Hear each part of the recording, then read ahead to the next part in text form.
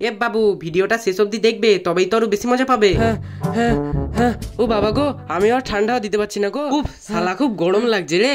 ওই তুই শালা গরম হাওয়া কেন ছাড়ছিস রে? তো গরম হাওয়া ছাড়বো না তো কি ছাড়বো? হ্যাঁ শালা সকাল থেকে চালিয়ে চালিয়ে তো পুরো আমার পেছন গরম করে দিয়েছো। তো চালাবো না তো কি করবো? তোকে কি মুখ দেখতে কিনে আনা হয়েছে? মালিক, তোমায় একটা কথা বলবো। হ্যাঁ বল। তুমি হাতে একটা গামছা নাও আর আমার সাথে ঝুলে যাও, দেখবে একদম গরম থেকে মুক্তি পেয়ে যাবে। তুই শালা প্রচুর ফালতু বকছিস, দাঁড়া তোকে শালা বন্ধ করে দেবো। হ্যাঁ মালিক, তুমি ওই শালার পাখাটাকে বন্ধ করে দিয়ে আমাকে চালাও, দেখবে একদম ফুল আরাম পেয়ে যাবে। কিছুক্ষণ পর ও বাবা গো, আমি আর ঠান্ডা দিতে পারছি না গো।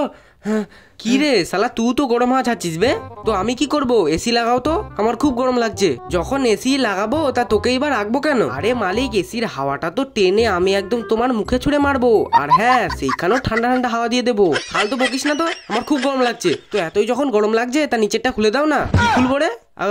আরে মালিক, আমার নিচেরটা খুলে আমার ভেতর জল ভরে দাও না, আমার মধ্যে একটুকু জল নেই গো। তা এতক্ষণ ধরে তুই বলতে পারছিস না? শালা মোটরটা যদি খারাপ হয় না, তোকে দেখাবো মজা। কুলারে জল দেওয়ার সময়